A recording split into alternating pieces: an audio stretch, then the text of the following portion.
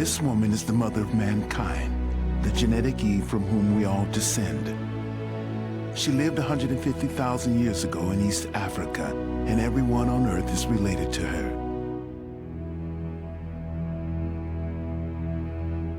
Her daughters and granddaughters will take modern humans out of Africa to populate the rest of the world, the most incredible and important journey mankind will ever make.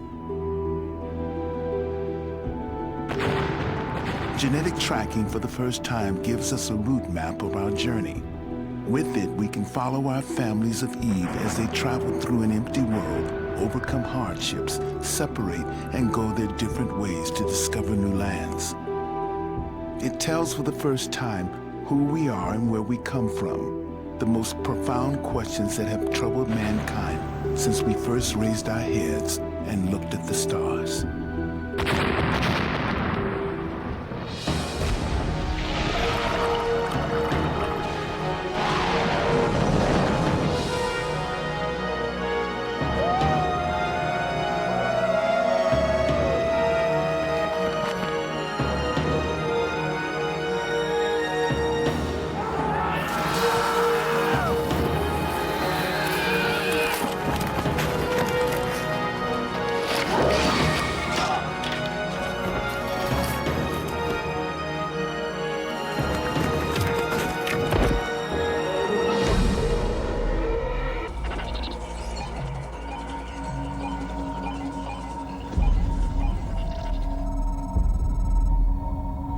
This new science is a breakthrough.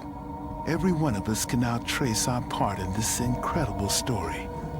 We took samples from these people in Chicago. Our genetic testing will show them how their ancestors traveled the world to reach this destination.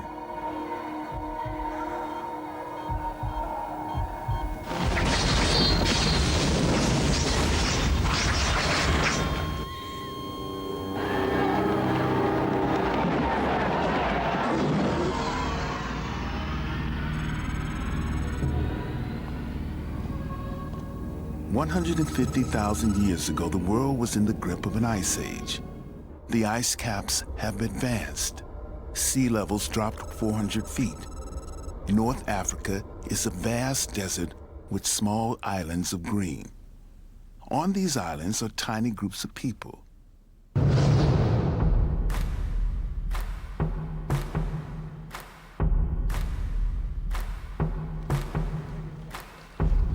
These are the first modern humans, recognizably like us today in physique, intellect, and abilities. We are the same people they were. The brain that first thought of chipping stone tools also took us into space.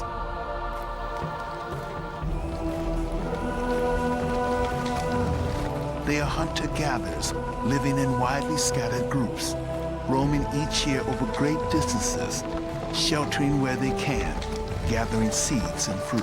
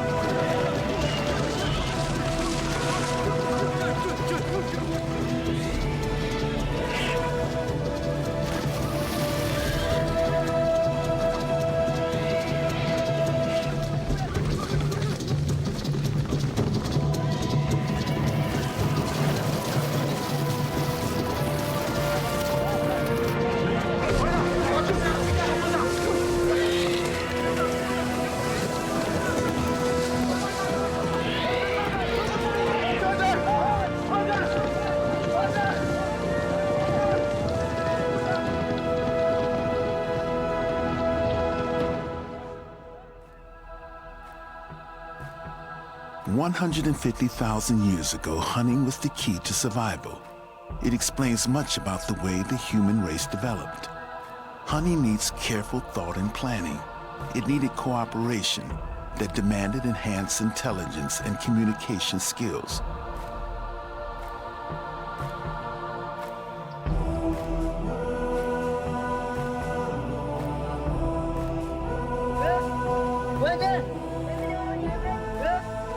Genetic tracking is beginning to unlock more secrets than we ever believed possible.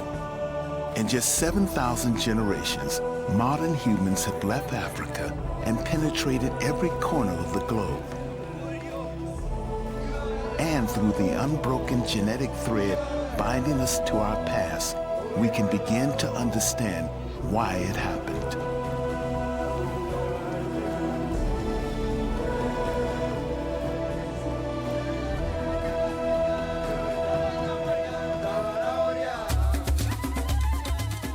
Archaeologists can tell us in astonishing detail how modern humans lived.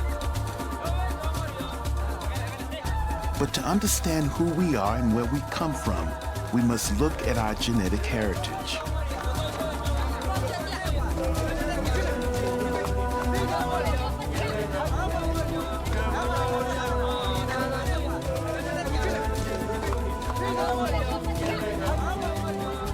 Genetic Eve, the woman from whom we all descend, was not the only woman living at the time, or even the most fertile, but her mitochondrial genes were the most successful and the only ones to survive. Everyone alive today can trace a common ancestral line back to this one woman through a unique part of our DNA, mitochondrial DNA. DNA, the blueprint of life, is our own molecular pin code and uniquely identifies each of us. Mitochondria are tiny structures found inside nearly all human cells.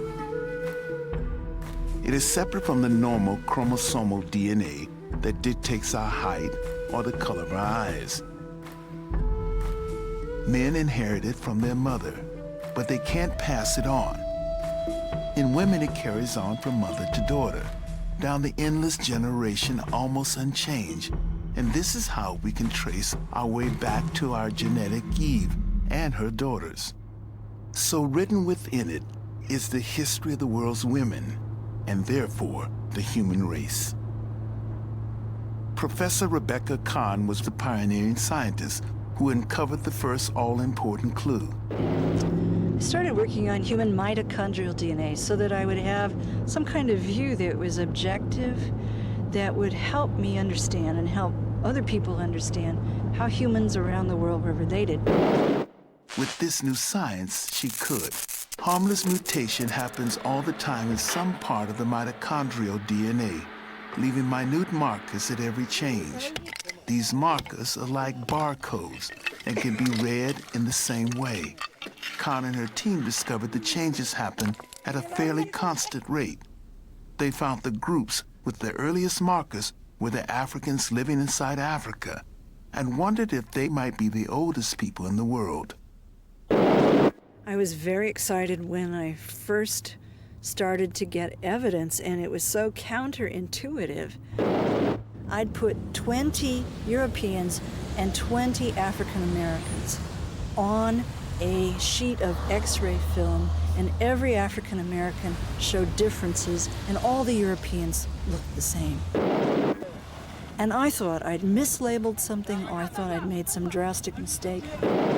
And we kept repeating and repeating things, and as we got more samples from different areas, I realized that it was a difference in the pattern, and that this whole new type of evidence based on mitochondria was going to change the way we thought about modern humans.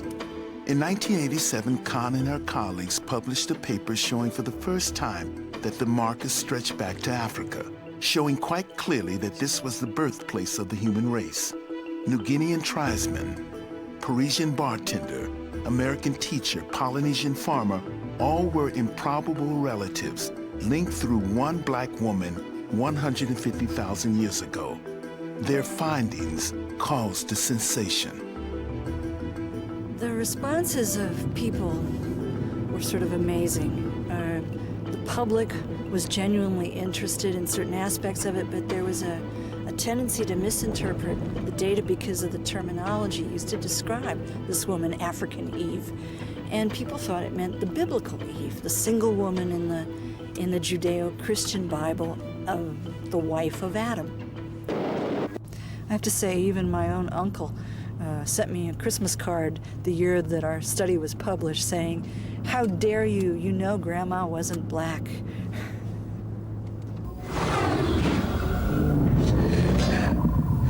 Her work is rewriting human history. Through it, we now know the first mutations took place in Africa, maybe 150,000 years ago, and belonged to our genetic Eve. Professor Christopher Stringer, Britain's leading paleoanthropologist, was involved in the dating of the earliest modern human skulls.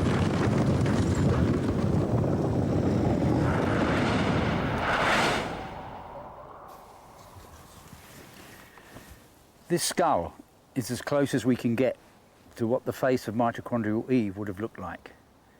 It's a very complete skull found in sediments in a cave dating from about 120,000 years ago.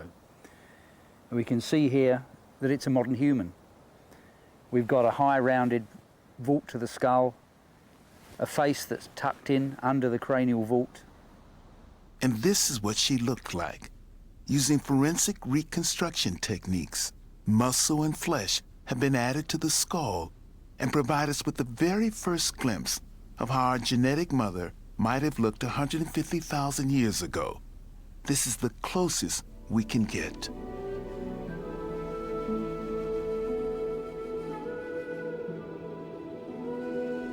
Africa is the birthplace of all the various human species to walk this planet. This vast, isolated natural laboratory molded humans over endless cycles of alternating desert and green. And it is the climate records that give us the next clue.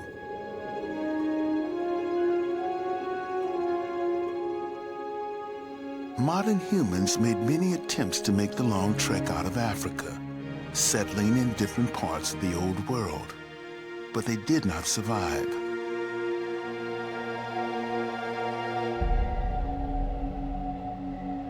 Climatic records indicate a brief but devastating global freeze-up at the time that turned the whole Middle East into extreme desert.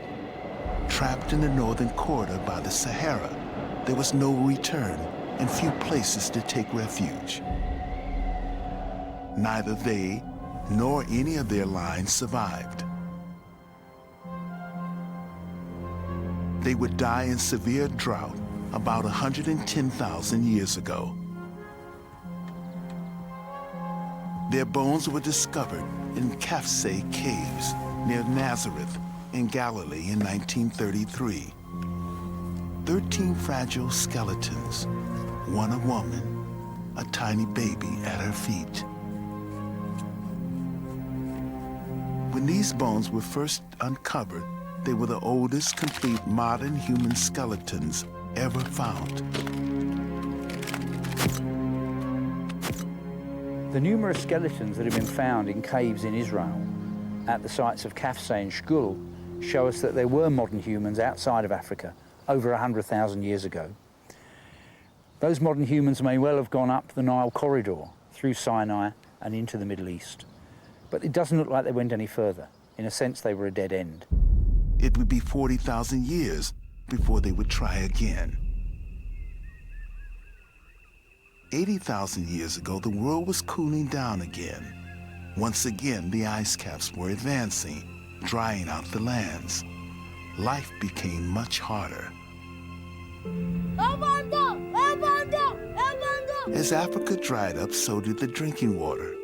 Ocean records show sea levels dropping dramatically as the world's water became locked in ice.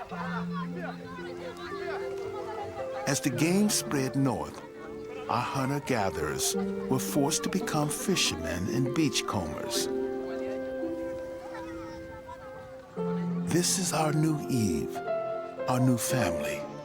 direct descendants of the daughters of original genetic Eve now living on the coast, surviving on the harvest of the sea.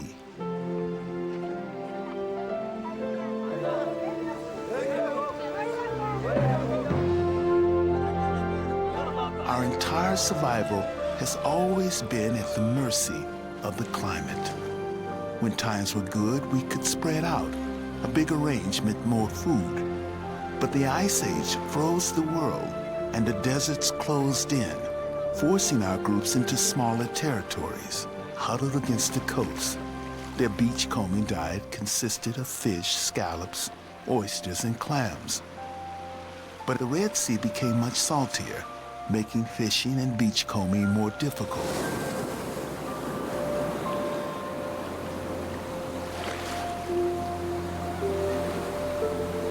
Until recently, there was little evidence our ancestors actually occupied the coastal areas of East Africa or exploited near-shore marine resources.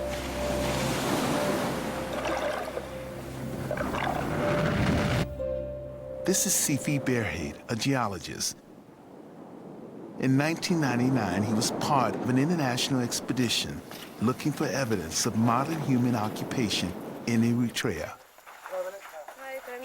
In the Gulf of Zulu on the Red Sea, they stumbled on a remarkable discovery of stone tools embedded in an ancient fossilized coral reef. The reef was dated 125,000 years old. This is the world's first recorded oyster bar, 6.5 kilometers long and 15 meters above the current sea levels. It's the oldest evidence of beachcombing anywhere in the world. Buried in it are human tools, along with fossilized oyster, clam, and scallop shells. It provides absolutely clear evidence that our ancestors were exploiting the sea. This is the unit where we have interstratified layer of big oyster and mollusk shells at the base. And they are quite horizontal. And this was a platform where modern man used to be walking and dumping their stone tools and some of the shells they were eating. There's this hand axe with a sharp end, and some of the shells that have been shed from this interstratified layer, and they've been using this for breaking the shells and eating it. And then when they were finished with it, they would sort of dump the hand axe and also a shell and walk to the next site. But the most important thing, it's not this, because you cannot date it. It's what you find in situ, which makes it very, very important. If you see, this one is an obsidian tool that had been used to smash some of these oyster beds that you see. You don't see both completely enclosed, but have been smashed, and the goodies have been eaten. And these are some of those very important stone tools that have been discovered. This is the first place where beachcombing for marine resources have been documented worldwide and verified.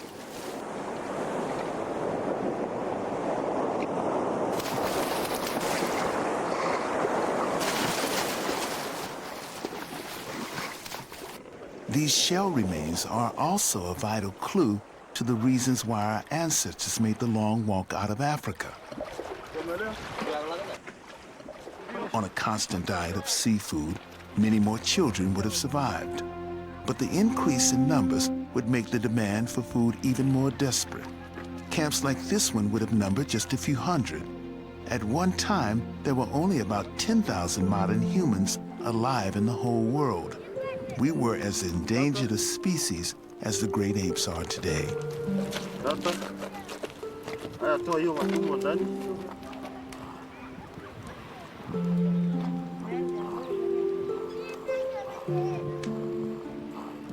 When the beachcombing and spearfishing failed to support them, they no longer had a choice. If they were to survive, they had to move.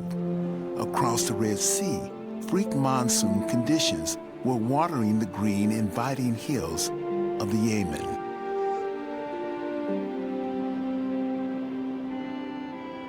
Scientists have always thought our ancestors migrated from Africa many times, group after group, and it was believed they always went north via Egypt and modern Israel, but the DNA trail tells a different story. Professor Stephen Oppenheimer is one of the world's foremost authorities on current genetic research into DNA tracking. By putting together the genetic tree with prehistoric weather patterns, he is one of the first to come up with the extraordinary idea that our ancestors came out of Africa by a single southern route. This beach is on the west coast of the Red Sea, the African side. Over on the other side, we can see the mountains of the Yemen. I believe this is where our ancestors crossed on the first stage of their journey to the rest of the world. These straits are known locally to fishermen as the Gates of Grief because of the terrible, fierce currents crossing. But 80,000 years ago, the sea level was 150 foot further down. As a result, a number of islands and reefs appeared, which allowed our ancestors to cross, as it were, on stepping stones over to the Yemen. Man had to come out of Africa in the end. All his primate relatives had. But the timing and the route were determined by climate swings. Driven by hunger, shrinking habitat, and maybe the first stirrings of the restless human curiosity about the land ahead, our precious group of modern humans prepared to move. There are two routes out of Africa. The north of the Red Sea, across the Suez and into the Middle East, and here in the south, across the Gates of Grief, into the Yemen, and on through the South Arabian coast to India. Both routes are possible, but to get through to the north, our ancestors would have had to have crossed the Sahara Desert. And at the time, it was even drier than it is today. Here in the south, all they had to do was to cross this short stretch of water, only 10 miles across, to the Yemen. So this was a region they could go to with confidence. I think this beach is very important in human history because I think this is the place that our ancestors crossed from Africa to the Yemen on the first step of their journey to the rest of the world.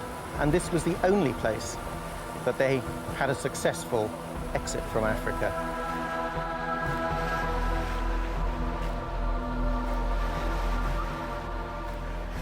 I believe the most important journey the human race ever took started here on this beach 80,000 years ago.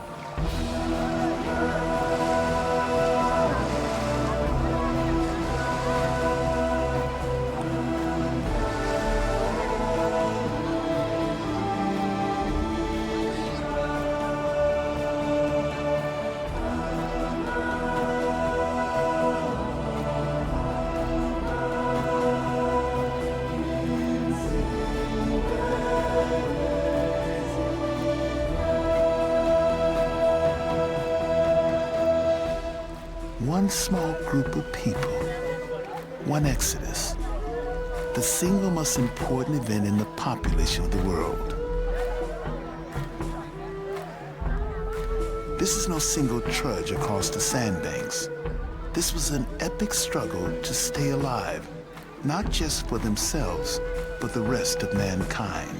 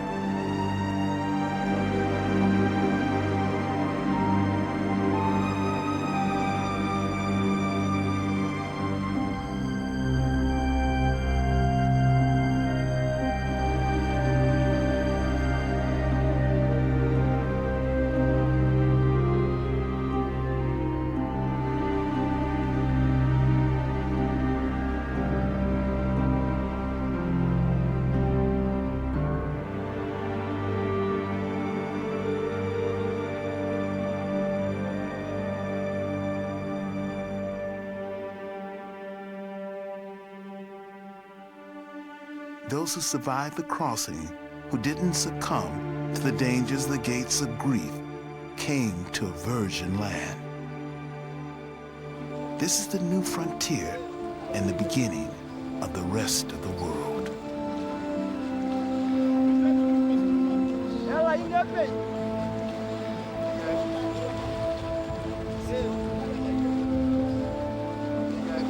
The Yemen beaches were on the edge of an almost empty world. Our group were the first modern humans, the first of their kind outside Africa, surviving in this place at that time. This group was on their own at the edge of the new world. Life would have been a bit better for our migrants across into the Yemen. For a start, the beachcombing in the Gulf of Aden would have been a lot better than on the Red Sea. Unlike the parched, salty beaches they had left, the Yemen was green and fertile, full of fresh water, game, and shady oases, safe haven for a family to settle. They were probably a small group, maybe maximum about 250 persons. They would have been scattered around in family units of 5 to 20, but networking with the other groups in the population. Anything less than about 200 would not have been viable. They would not have been able to cope with epidemics of disease or famine. We know Eve and her daughters were among the survivors because from them are descended everyone in the world outside Africa. The new science of tracking is a breakthrough. Using the single unbroken mitochondrial genetic line, scientists constructed a vast family tree, pinpointing the markers, fixing them by time and place.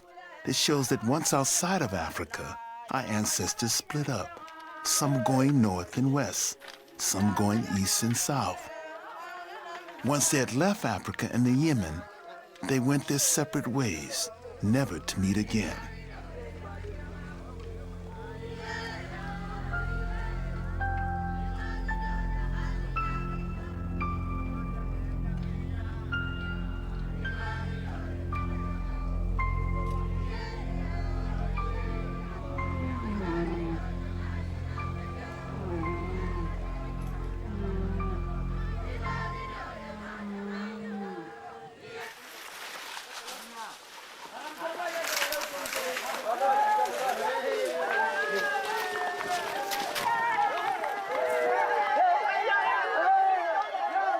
When the group first arrived here, they would have had a selection of African lines.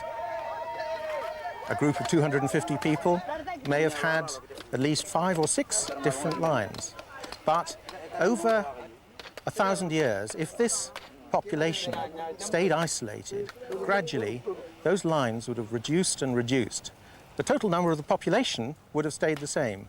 It's rather like a Welsh village, hill village, or a village in Italy, where after a number of generations, everybody gets to have the same surname. This process of reduction of lines is called drift, and it happens in all small, isolated communities. The smaller and more isolated a group is, the faster the mitochondrial DNA line comes down to one. Not to one person or even to one group, but one mitochondrial DNA line. Some women have no daughters. Some daughters don't survive. So in the end, only one line is left. Totally isolated, they could breed only amongst themselves. The genetic math shows it would take about 1,000 years for the mitochondrial line to be reduced to one. One genetic lineage shared by all non-African people everywhere throughout history. It's this single line that convinces Stephen Oppenheimer he is right about our ancestry.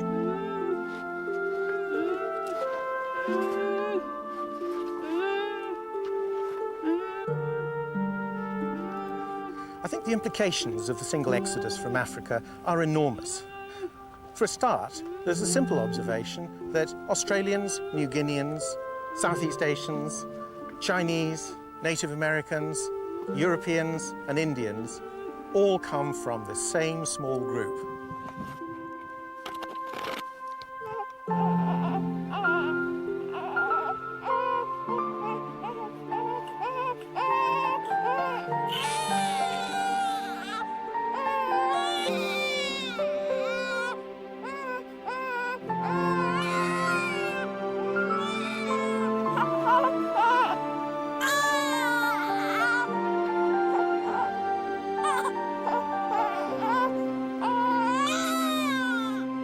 That means that this small group, in the last 80,000 years, has diversified enormously into completely physically different populations in different parts of the world that have adapted physically and culturally to the new environments that they've found and they've explored.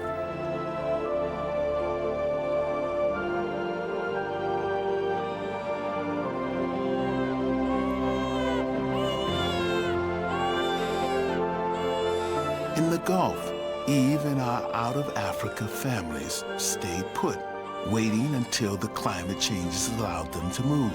Their descendants would be the people of the Middle East, spreading north into Europe 40,000 years later and founding the vibrant cosmopolitan cities we know today.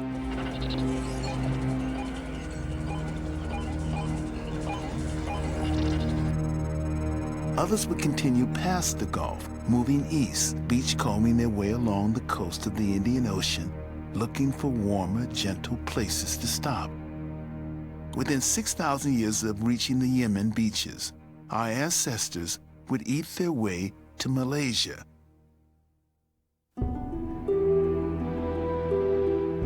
"6,000 miles from Africa, our family are deep in the tropical rainforests of Southeast Asia. These are the descendants of Eve, hunting in the jungles of Malaya. Roaming in small bands, staying in one place long enough to reap the harvest of wildlife and then moving on. Their bodies are beginning to adapt to the rainforest conditions. Away from the harsh African sun, their skins become lighter, their stature reduced by lack of meat. Like hunter-gatherers in the jungle today, they live on fish, rats, squirrel, and lizards, on canopy game, fruits, and roots.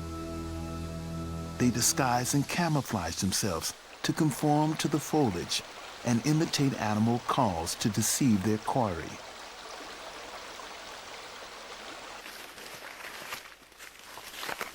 Life in the forest is shared with venomous snakes, cobras, pythons, and predatory animals.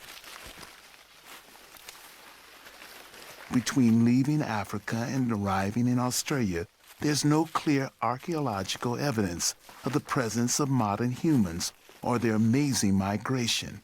No skulls, no skeletons or graves. Sea levels were 160 feet lower, so whatever our family left behind on their coastal journeys have been reclaimed by the sea. The genetic trail is all we have. It's not until we reach Malaysia that new evidence begins to fill in the gaps.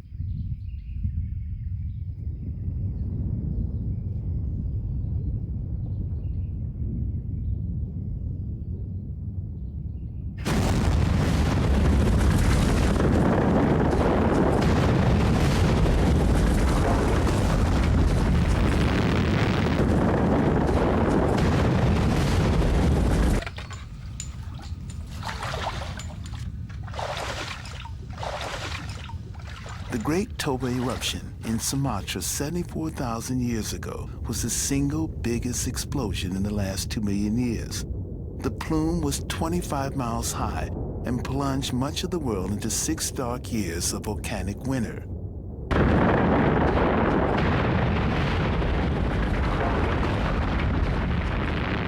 Northern Malaysia, India, and the Middle East were covered in a deadly shroud of thick volcanic ash.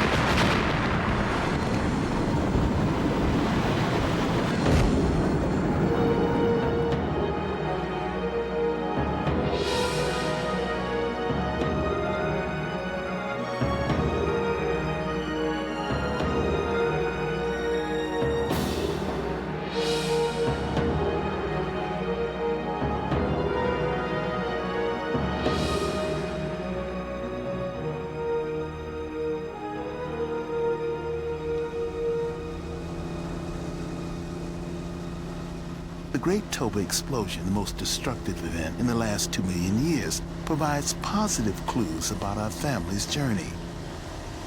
These are the Semang people, shy hunter-gatherers of the interior jungles in the Lake Peninsula. Much darker than the other Malaysian people who surround them, they are part of the Orang Asli group. Stephen Oppenheimer thinks they could be the surviving remnant of our out-of-Africa family that came through here 74,000 years ago. If our ancestors had passed this way on their route from Africa to Australia and New Guinea, it's likely they would have left a genetic trace. And we know from previous surveys that the Orang Asli, as a group of tribes in the Malay Peninsula of Malaysia, are among the oldest people in this region. And the Semang are probably the oldest of all. Stephen Oppenheimer has come to this remote Semang village to collect swab samples of DNA. These, he hopes, will confirm his idea. Nama Farida. If my theory is correct, that they left Africa 80,000 years ago, they would have had to have traveled 6,000 miles to get here in 6,000 years in order to be here at the time of the Great Toba Explosion. That means about a mile a year, which is entirely feasible for that sort of nomadic lifestyle of moving down the coast. But to determine whether or not they belong to that first out-of-Africa group, we need to look at their genetic lines. And in particular, their mitochondrial DNA. Those will tell us whether or not they come straight out of the two daughters of Eve that originated just outside Africa.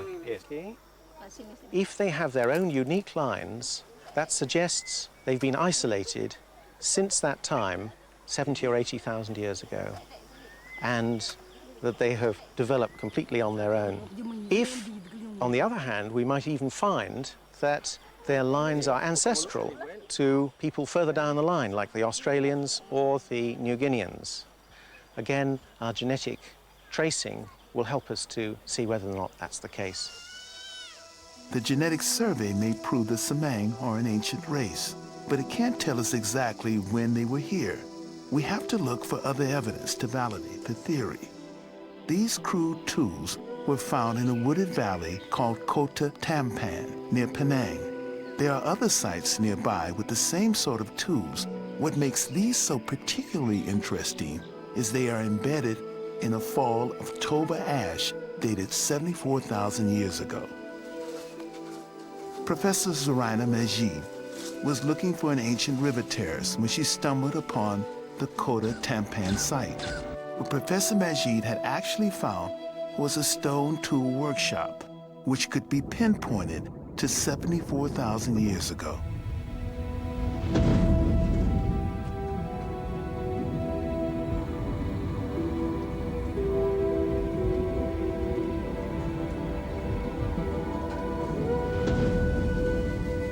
The ash covered the working floor. That ash has been dated to 74,000 years ago.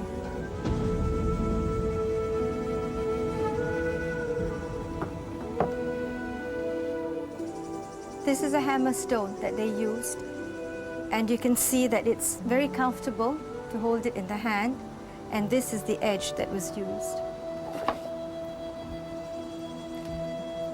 This is a chopper, a type that's seen in a lot of Asia and Southeast Asia. What they were after was the edge angle. The edge angle had to be right, and the edge had to be sharp. This was used for heavy-duty work. It's heavy, it's got a sharp edge, probably for felling trees. Majid is convinced that they were left by modern man. Kota Tampan also revealed man who had a complex mind. His stone tool technology revealed a rational, systematic and organized mind, the mind of Homo sapiens.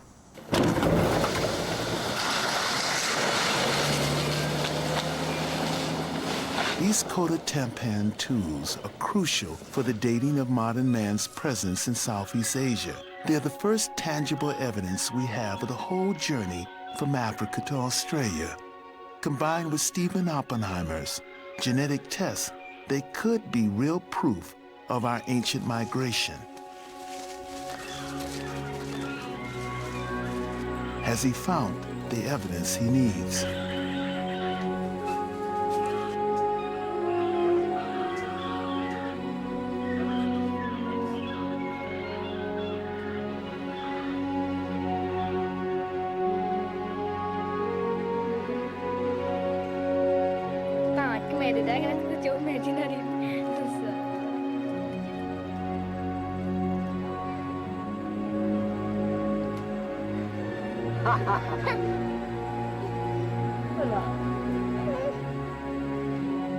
For the first time, archaeology and genetics gives us the same answer at this crucial point in our journey. Now we can be sure that our ancestors came this way 74,000 years ago. The results are very exciting. The Orang Asli, the Semang group here, have their own unique genetic lines which suggest that they may have been in that first beachcombing trip 75,000 years ago.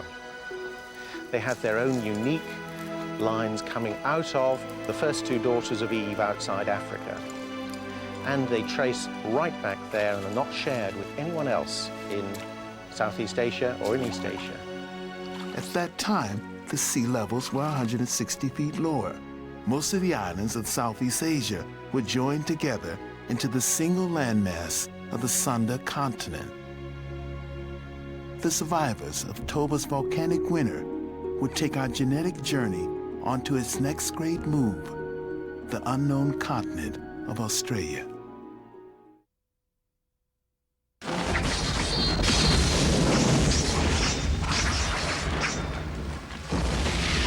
"100 miles of shark-infested seas separated them from the new land.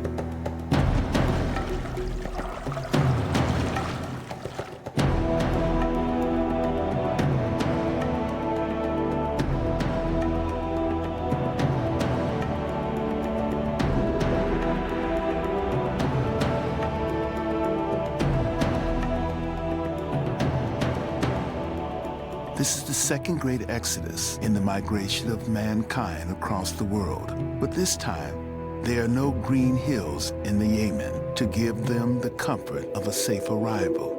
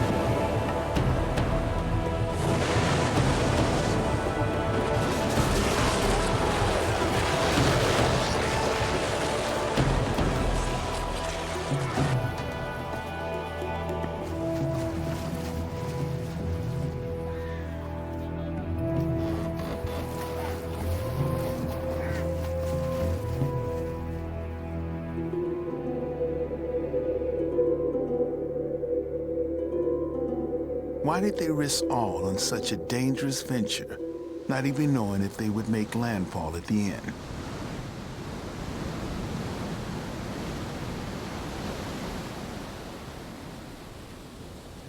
Some scientists believe they were blown off course and arrived in the unknown shore accidentally. But new clues from the genetic evidence says no.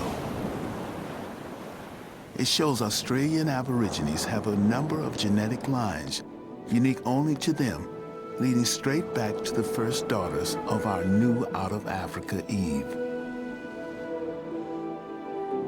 So many lines carried by so many women arriving in such a short time suggests deliberate intention, not accidental raft wreck.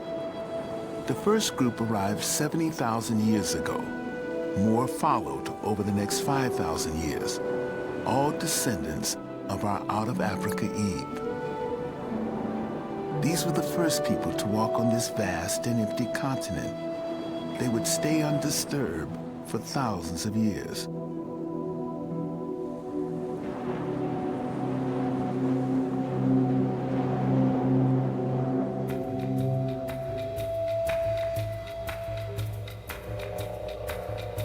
The Australia they entered was home to giant creatures, megafauna, 3-meter-high kangaroos and tortoises as big as cars.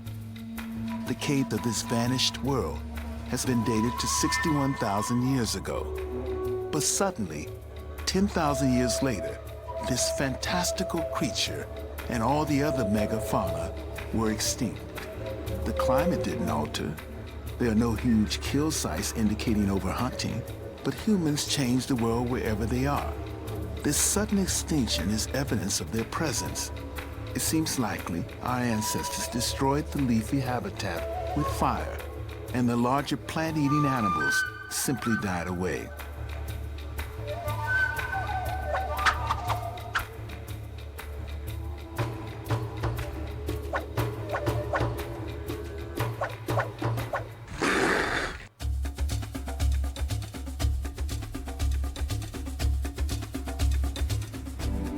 This dry lake bed is one of the places where the theory might fall apart, in spite of the matching of archaeology and genes back up on the trail in Malaysia.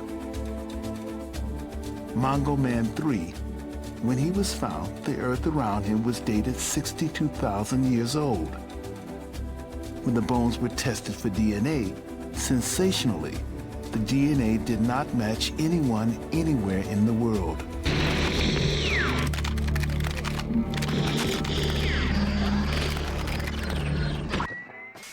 To those who don't believe in the out-of-Africa theory, this seems to be proof that modern humans had evolved at different times and at different places in the world into the people we are today.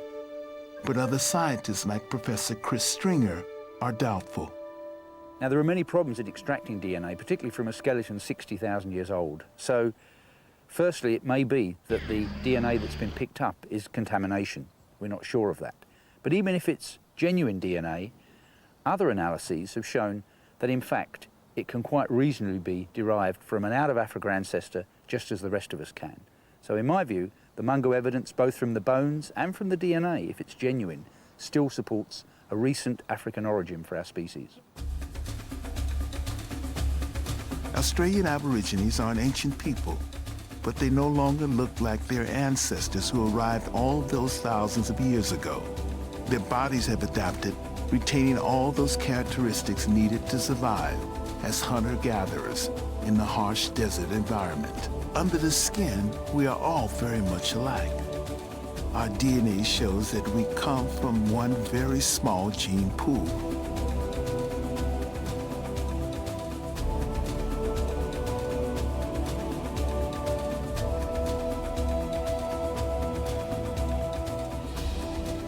If we look at the DNA of all of us, Australians, Africans, Europeans, we find that comparing the mitochondrial DNA of all of us, we show less variation. Even though there are billions of us and we're spread over the whole world, we show less variation in our mitochondrial DNA than we would find in, say, a small group of chimpanzees or orangutans or gorillas. Those apes show more variation, even in their small groups, than the entire human race shows. But if all the people from around the world descend from such a small gene pool, why do we all look so completely different? Natural selection and adaptation to the environment are the most important factors. Sexual selection is crucial. Climate dictates body shape. The colder the environment, the shorter and more stocky you become to retain heat. Height relates to diet. The most obvious and striking difference is color. And that's also a part of our genetic inheritance. Nina Jablonski, a leading scientist looking at the evolution of skin color was working on the importance of folic acid in fetal development when she stumbled by chance on the answer. I started doing research on the evolution of skin color after preparing a lecture for a class over 10 years ago. It was interesting, preparing for the class, I realized that there was very little that was known about the evolution of skin color, and what was known wasn't very cogent. I discovered an interesting paper when I was preparing that lecture that showed that there was an interesting and important relationship between ultraviolet radiation and a very important biomolecule called folate. Folic acid is crucial for embryonic development, and too much ultraviolet radiation from the sun destroys it.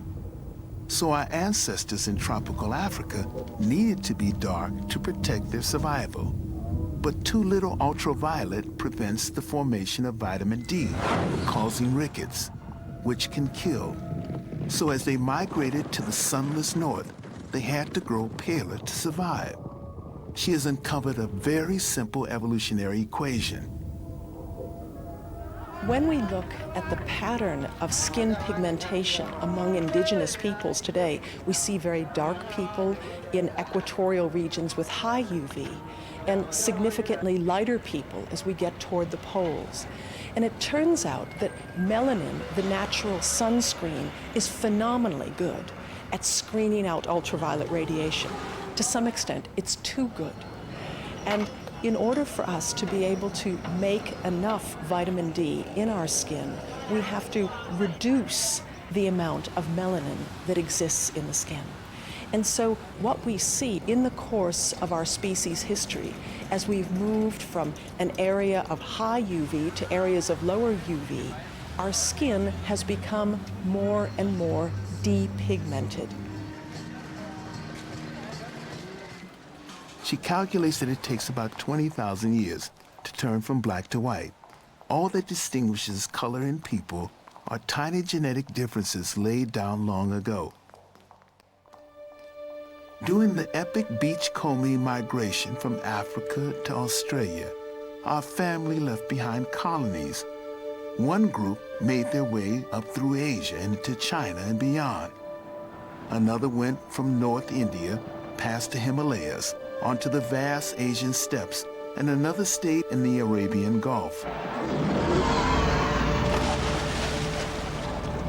Large freshwater lakes allowed our out-of-Africa families to colonize these pockets of lush vegetation surrounded by desert. Continuous occupation occurred here for more than 30,000 years, their bones and artifacts becoming submerged as sea levels rose.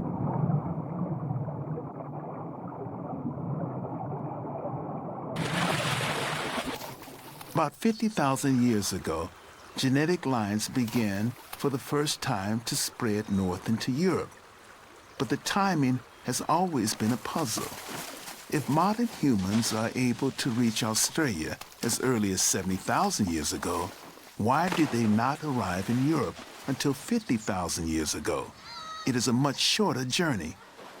Stephen Oppenheimer thinks he has the answer. I think the answer to this question is that they were stuck. They were not able to get up to the Near East, to Israel and the Lebanon, because there was a great desert in the way. That desert was the Saudi Arabian desert and the Libyan desert. And between 80,000 and 50,000 years ago, this was completely impenetrable. The climate was so dry that the Fertile Crescent, the route from the Gulf into Lebanon and Israel and Europe, was closed. Then, 50,000 years ago, there was a sudden improvement of the climate.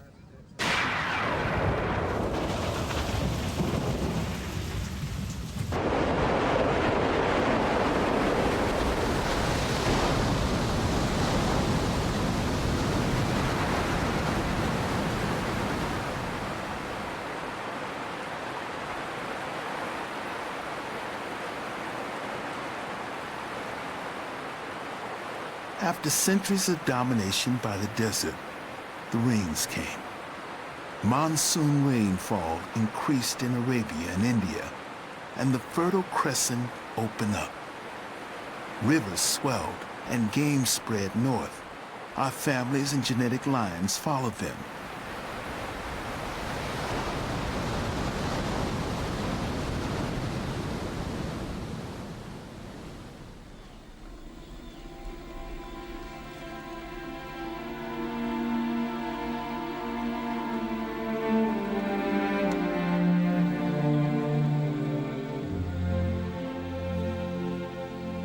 They walked north from the Persian Gulf, deep into the Fertile Crescent, following the rivers between the Zagros Mountains and the Syrian Desert.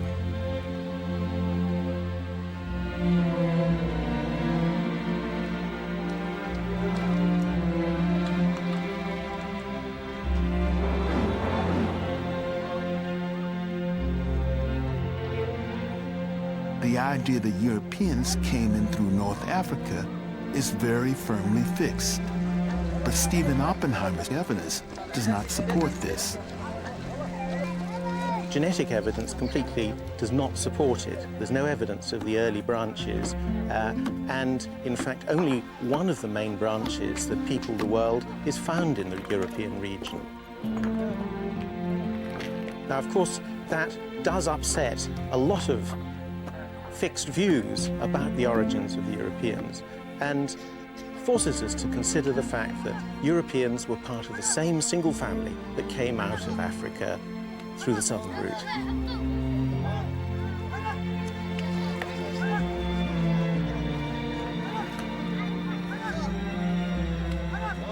This new genetic evidence will rewrite European prehistory. These families founded the first successful modern human colonies in the Middle East, Syria and Levant, a land that lay between the rivers Tigris and Euphrates, two great rivers flowing from the high lands of Turkey in the north down to the Gulf.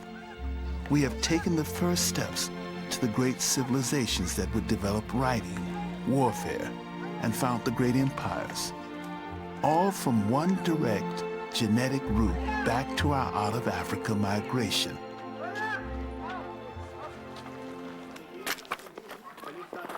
During this time, there was also an explosion of new technology.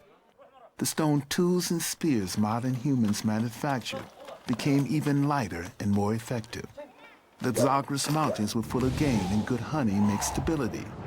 Likewise, they began to establish the fixed geography of burial grounds and sacred places.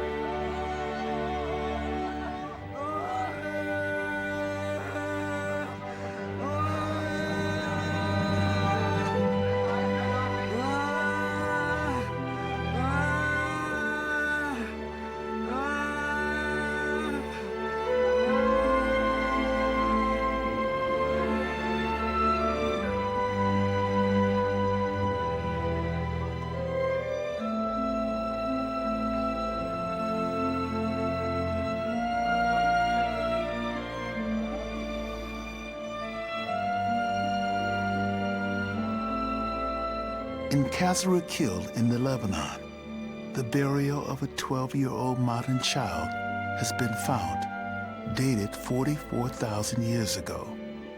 His skull is broken, his body tucked gently in the shelter in the overhanging rock.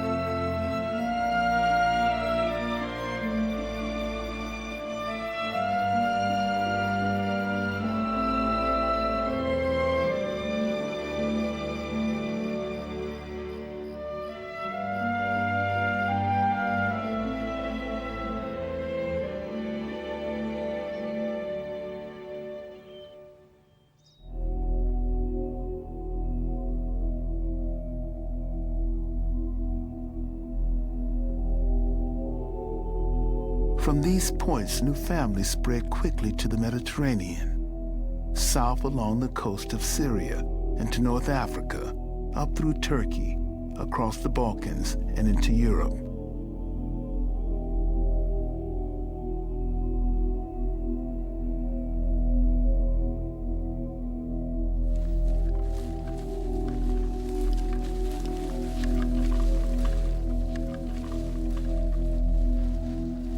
This is our new family, direct descendants of our marshland Arabs in the Gulf, entering the unknown territories of Germany.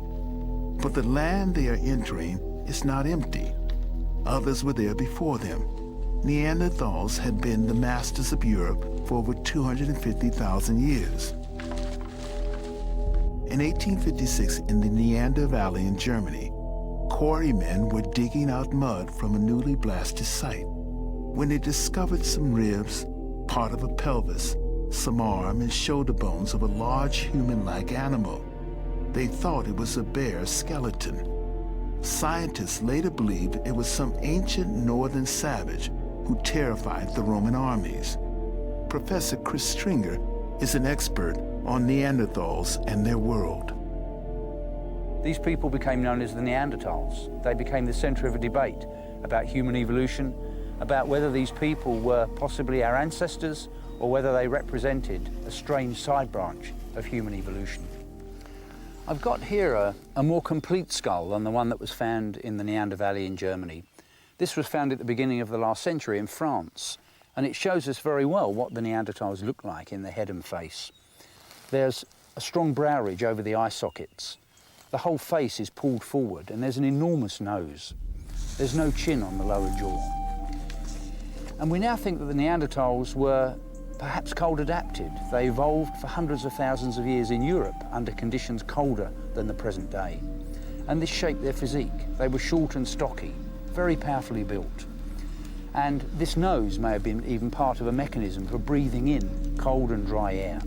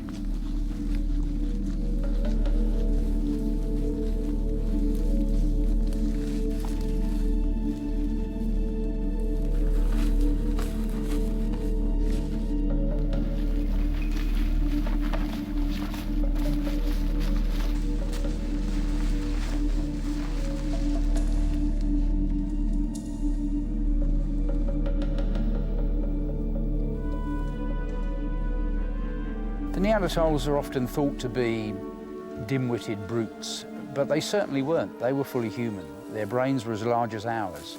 I think the Neanderthals are a different species from us, but they're a closely related species, a sibling species, one that had common ancestors with us maybe only 500,000 years ago. So on that basis, the Neanderthals are fully human. They're 10 times closer to us than chimpanzees are.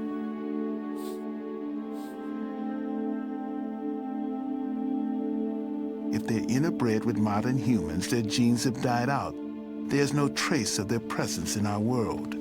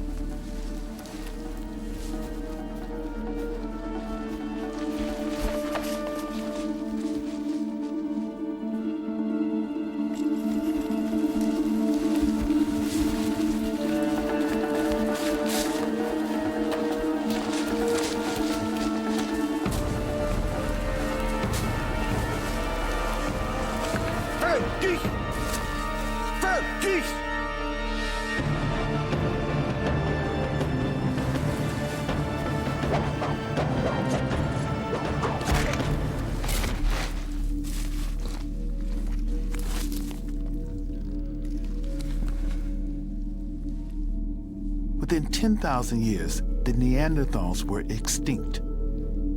Modern humans would wipe out all trace of their rivals and fill the space left behind. The reason for their disappearance is not clear. They lived alongside modern man for thousands of years, but in the end, Neanderthals probably couldn't adapt fast enough to the new world and their new resourceful rivals. Neanderthals used their bodies to mediate with nature. Modern humans use their brains.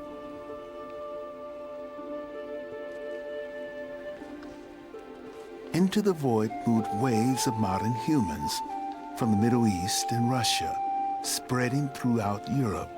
Scientists think that with these waves came 4 mitochondrial DNA lineages, 4 granddaughters of our out-of-Africa Eve. They arrived between 45,000 and 10,000 years ago, and most of modern Europeans can trace their lineage back to them.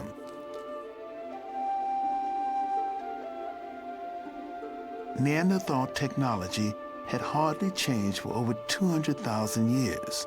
As soon as modern humans arrived, a whole range of different tools suddenly appeared, as well as ornamentations.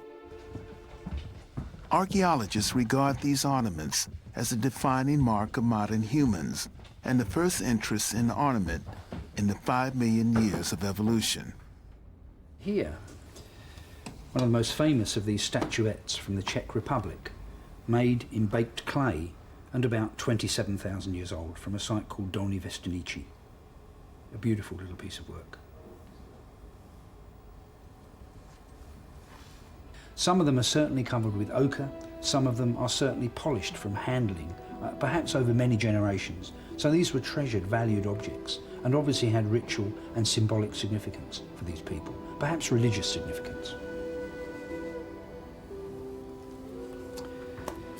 And here, one of the most delicate pieces of art.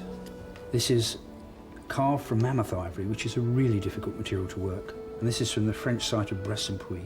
It's a beautiful representation of the head of what seems to be a woman with, again, either an elaborate hairstyle or perhaps a woven hat. And this is a really delicate, beautiful piece of work. It's difficult to tell from these representations whether they are representations of real people or whether they're in some way idealized to represent some sort of ideal of beauty. In some cases, I think the detail is enough to suggest that these are based on real people. Another thing that we find with these modern people in Europe is the arrival of evidence of sewn clothing. And here's one of the most direct bits of evidence, the fact that we have a bone needle here. So these people were sewing cloth, sewing skins, with evidence that they were even weaving fabrics. And so this is another level of complexity. It would have given them a much greater range of adaptations to climate, for example, and of course much greater opportunities for personal expression, for things like fashion to develop through time. And we see this also in some of the burials, that people are being buried with garments which in some cases are covered with thousands of beads made from mammoth ivory. And each of those beads represented hours and hours of work. So we have evidence here of a real richness and complexity of life that we don't find with the Neanderthals. I've got here an engraving of a mammoth on a piece of mammoth tusk from a French site that's about 15,000 years old. But these people, these early modern people, the Cro-Magnons, didn't just carve on pieces of bone and tusk. They also sculpted, they engraved, they made models in clay. And of course they painted on the walls of their caves. And this art goes back at least to 35,000 years ago. They depicted a great variety of things, often the animals they were hunting. In some cases dangerous animals such as lions or woolly rhinoceros. In some cases we can't even recognize what creatures are represented. The creatures seem to be magical symbols, imaginary creatures. And it's possible that some of this art was being used in ceremonies, in initiation rites. Possibly even some of it was created in a trance-like state, linked in with shamanism, with magic.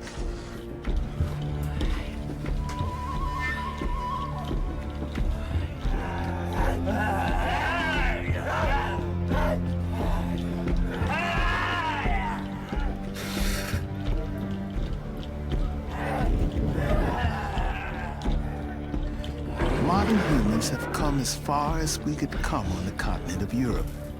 Behind us, we have left clear genetic footprints leading back to the One Out of Africa movement 80,000 years ago. 10,000 miles away on the other side of the globe, and 6,000 years later, the invasion of the New World would begin. The world was cooling down again as the new ice age began. Modern humans have found one place to settle. Our genetic lines now spread in all directions from the one southern out of Africa route. And the last remaining frontier of America now has us trekking north from India and Southeast Asia and China, and east from the Mongol steppes in Siberia, converging at the Bering Straits, the fragile strip of land joining Asia with America.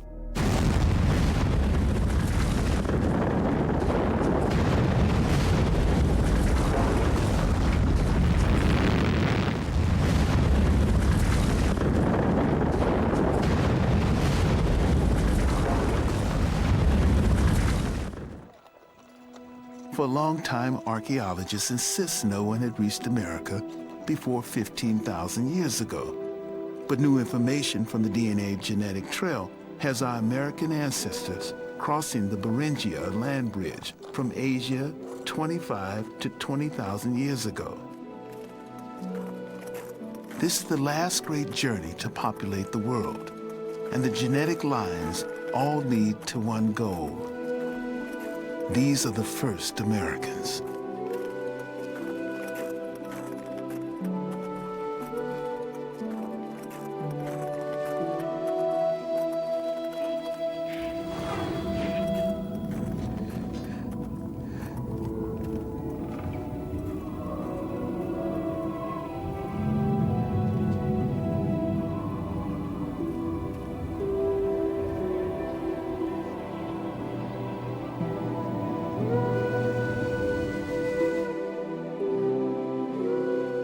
"25,000 years ago, the world was moving into one of the worst ice ages we'd ever have to endure.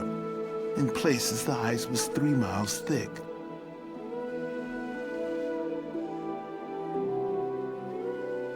But as the ice closes in, this is the last possible moment before it shuts off the land route from the Bering Straits into Alaska and the rest of North America. It would be another 8,000 years before it would open up again. The reason why we know that these first Native Americans got in about 20,000 years ago is the fact that we know which founding types they brought with them, which mitochondrial founding types they brought with them from Asia. We have types in Asia which are similar to American types, and therefore we know the ones that actually came into America as opposed to those which derived since the arrival in America. Now, on average, the founders in America have accumulated one mutation. And since we know the mutation rate for our genetic system, the mitochondria, is one mutation every 20,000 years, we know that these founder types have been evolving in America for 20,000 years, and that is when they must have arrived. In North America, the Great Laurentian Ice Sheet smothered the Central Plains, destroying everything in its path, forcing our migrants down the west coast into South America. As the ice retreated, we could spread back into the liberated land. There's evidence of a settlement at a rock shelter on the Ohio River in Pennsylvania called Meadowcroft. Meadowcroft is very important here to the American story because it is dated at about 16,000 uncalibrated radiocarbon years before today, and is therefore one of the earliest Native American sites to be credited by archaeologists. And this ties in wonderfully with our genetic estimates, because they must have come in several thousand years before that in order to get down to Meadowcroft. Dr. James Addavagio led the team of scientists who excavated the shelter. When we originally encountered it, we assumed it would not contain any cultural material whatsoever. But as it turned out, there were an assortment of artifacts and other indications of a human presence several thousands of years previous to what the estimate for the maximum age for the peopling of the New World was. Scattered across this surface and deeper occupation surfaces in and around these fireplaces are a series of artifacts, among the more notable of which are blade core fragments like this, and the blades that have been struck from these cores. What's unique about these items is that not only are they not manufactured for the most part by later Paleo-Indian groups in the Americas, but they bear a striking resemblance to blade cores from northern China that are 28 or 29,000 years old. In fact, casts of these materials could be lost in collections from North China, and you wouldn't be able to tell them apart. What the evidence from Meadowcroft suggests to us is, along with data from an emerging series of sites elsewhere in North America, is that there was no single migration of human beings to the New World, as was recently postulated in the last 2 decades, but instead a series of pulses or emanations. So multiple entries are now established as the pattern for American migration. These earliest settlers carried many different genetic lines. They came from Siberia, China, Central Asia, as far south as Malaysia and Japan. In 1996, a skeleton known as Kennewick Man was discovered along the Columbia River in Washington State. When it was brought to Jim Chatters, the forensic anthropologist, he first believed the remains were those of a 19th century pioneer. He was astonished when radiocarbon dating revealed it to be 9,500 years old. It was the oldest skeleton ever found in North America.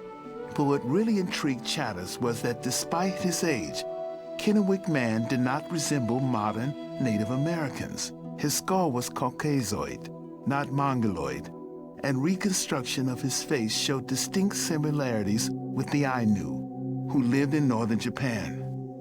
Kennewick Man was an extremely beaten up individual. He had multiple broken ribs. He had an injured left arm. He had some injury to his skull. He had some arthritis in his neck, his knees, his elbows. Just generally been around the block a few times.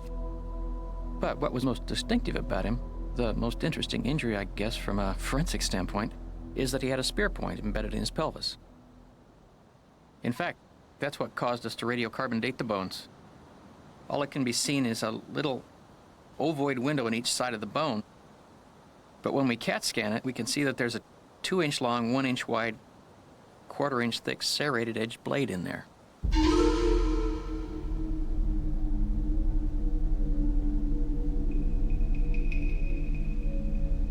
Now, what's interesting about this spear point is that it's of a style that we only see after this man's death in eastern Washington.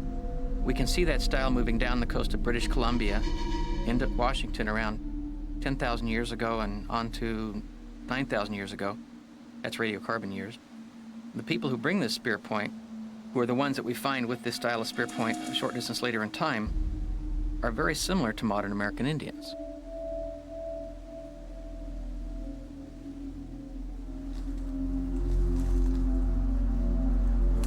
You could lose them in a crowd easily of American Indian skulls.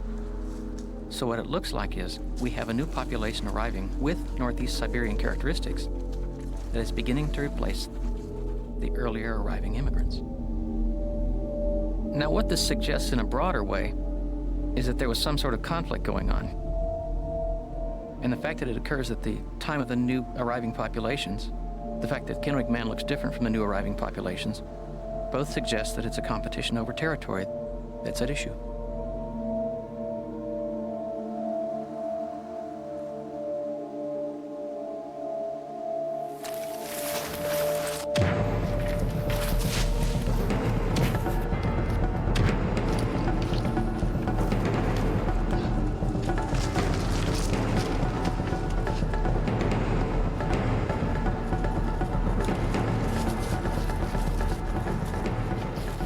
Now, from the angle of entry, from the velocity of entry, it's fairly clear that this spear was coming directly at him, and that he could see it coming.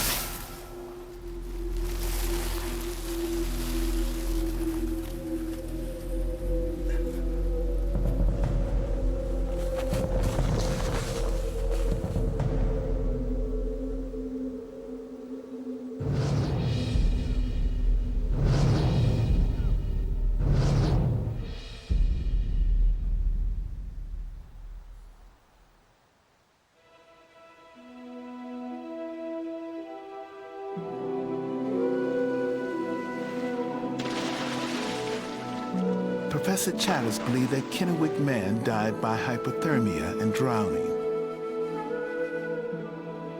Since the death of Kennewick Man, modern human populations have swelled from thousands to millions. We have advanced from primitive hunter-gatherers to farmers and traders, townspeople and city folk, and from tribal domains to empires. In 5,000 generations, we have arrived in the modern world we know today.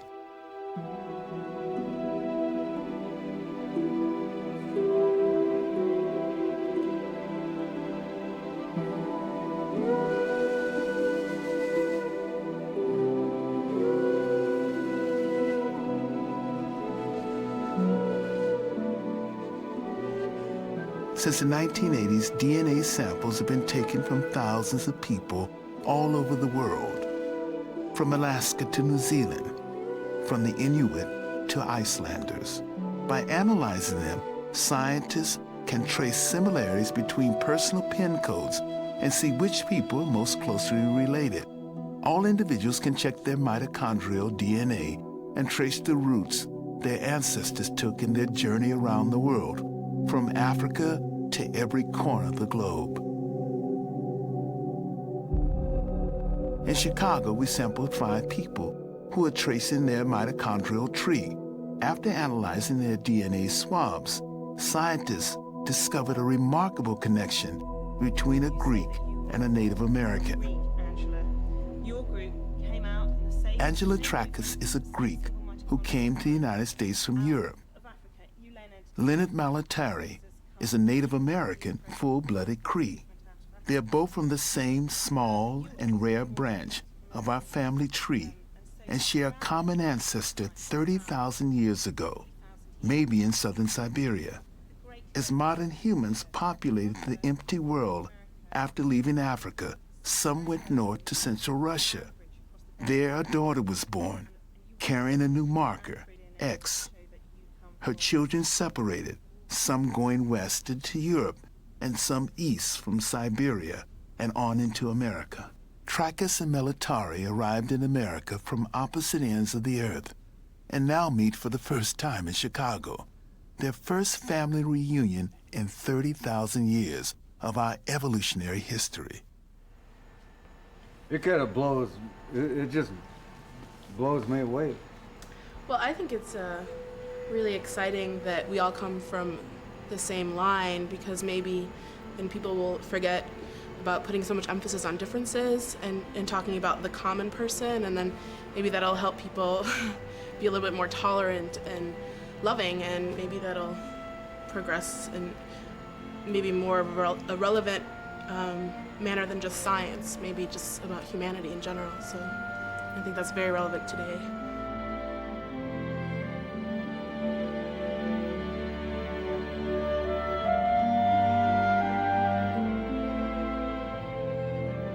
"80,000 years ago, a tiny group of modern humans braved the terrors of the Red Sea and left Africa forever.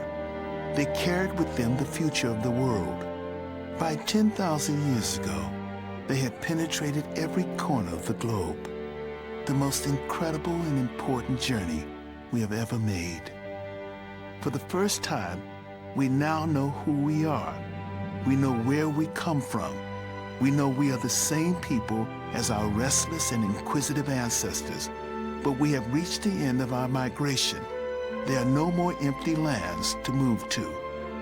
Science tells us an unbroken chain links us to our past and to each other, all sharing the same genetic inheritance from our ancestral Eve. Perhaps that is the most important message we should carry into the future.